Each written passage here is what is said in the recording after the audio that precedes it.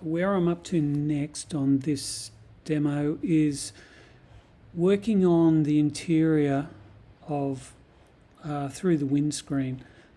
I've added some lines here. I'm not going to discuss this part just yet.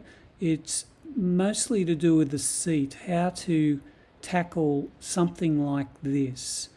And as you can see, I've got an image over there which I did a screen grab, and to simplify everything, what I've done is jumped into another document. I've copied all this into another document, which I'll show you, and I'll get rid of that because it's not what I want at the moment. And I'll show you what I've got so far. And what we'll do is see how I got to that bit.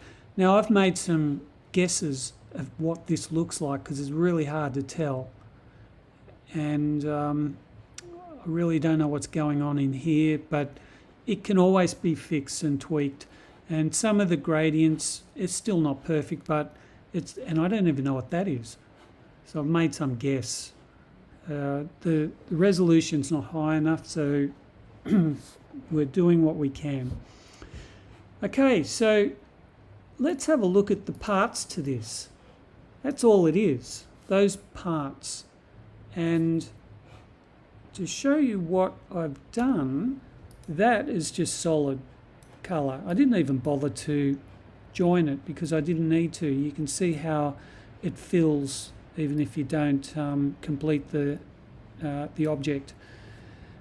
This and this are pretty much the same, and same with that and that. They're exactly the same. This one's a little bit different. So let's have a look at what I've done. That goes on top of there. So my objective is to seamlessly join the two together. And how did I get this looking that way? There's two things. And I better draw a separate object so you can see how it's occurred. And I'll draw an object with flat colour and a black stroke, just so I'm starting off with a basic object like that. There we go. And I want to get something like that. Okay, first up, most of these things, in fact all of these things, I've put a feather, no, it's an inner glow. And the inner glow is in here, it's under stylize. I use inner glow and feather, sometimes outer glow, but those two are sort of like the main ones you go to have things very soft on the edges and to avoid needing to do blends. Because we've done blends in the past. Blends are fine, but they take time. You've got to set them up, and there's two objects or more objects, and I don't know, it takes a while. So this one can do pretty much what we want, although blends do have more control. But let's have a look at what we've got. I've set up this with multiply and the black just to get a shadow. So let's have a look. If I increase the blur, you can see the result. Now doing that with a blend would take a bit of time, you know, inner object, outer object, blend, all that sort of thing, steps. But here it's very quick. I can change the opacity so that the whole thing's much more subtle or not, depending on what you choose.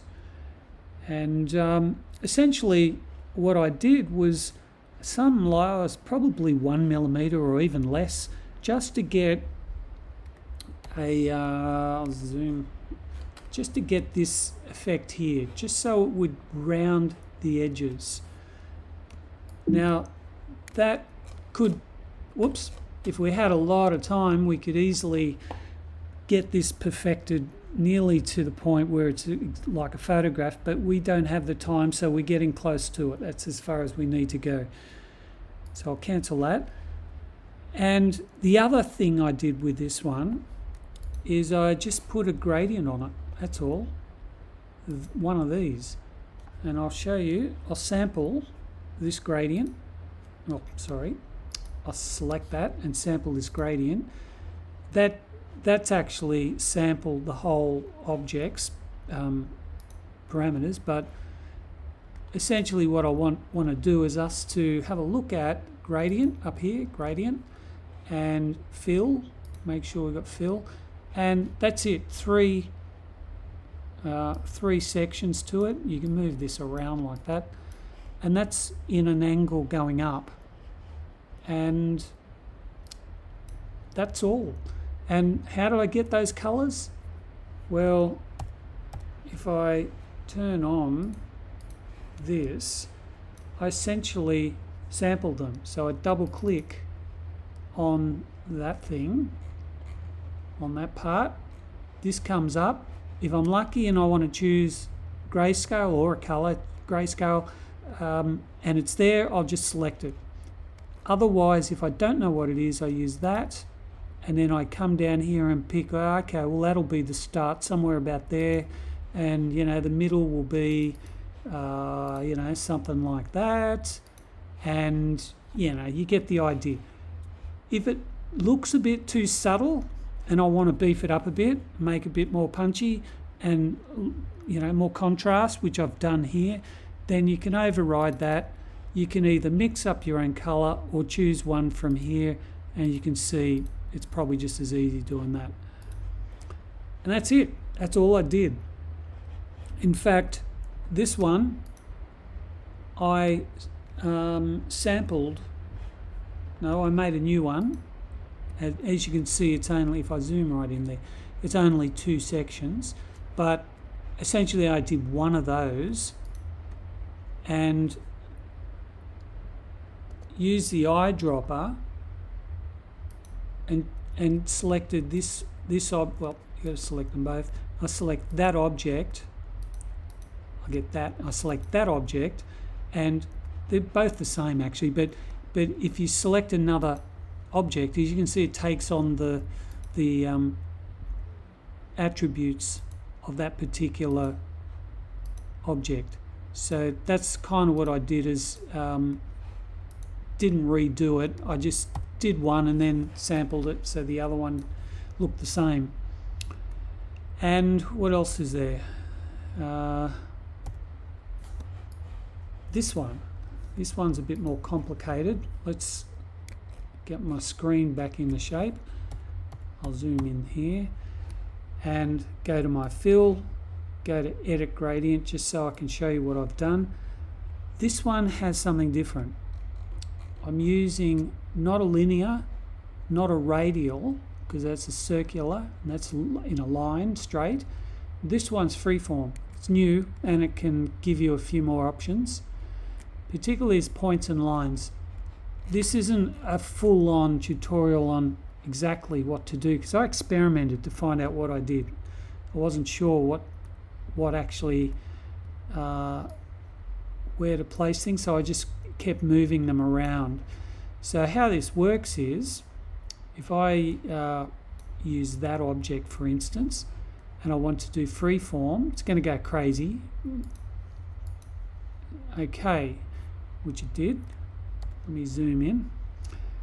So what it's done, it's taking a point, that thing there, in fact it wants to do line, it's set on line, so we'll do line.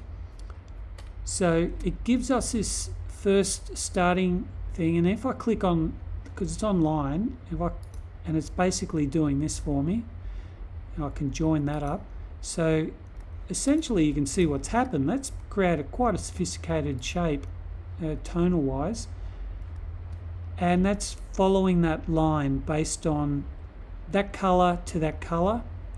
And if I want to change that color, I double click, just like I do with all my other things, and as you can see, it updates. And that's what I did with that. But I did mixture of line and points. Points, if I come over and show you, there's points.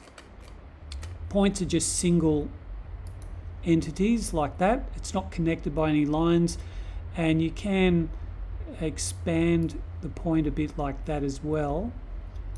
and you can drag them over a bit and you can play with them, but essentially double click, pick another color, and essentially you're creating this airbrush tonal effect that's quite complex and sophisticated. Doing that with a blend object would take you ages and would be pain. So that's what I did there. That's exactly the process. So it's not perfect, but you get the idea. That's what I've been fiddling with. Let me get rid of all that. So that's what I'm left with. The only other thing to show you is this. It's just an object that in fact a couple of objects. Let me zoom right in. That's all it is, and it's just to show some sort of bevel or indent or something in the leather that might. I couldn't even see the original, so I made it up. And transparency, I used soft light to make it sort of blend in, and I also used opacity down to 61%. Don't be afraid to play with all these, they make a big difference.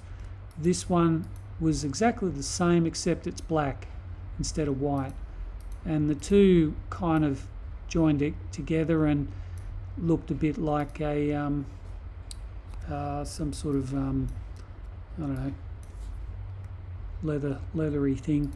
And same with that. Remember, when it's zoomed out, no one can see it.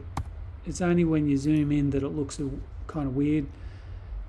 And then I'd take the whole thing, copy it back into there and paste it inside as you see it. But essentially there's nothing else to it, not much to it. If I go into outline mode, that's all the lines we've got. I didn't even bother to get all neat and match them up or anything like that, because there was one object is basically sitting on top of another object, and you don't even see where it overlaps. You get the idea. Anyway, I hope that helps. It's just using fancy fill techniques and using was it under here, the inner glow. This time it's inner glow, other times I've used feather. Okay, I hope that helps.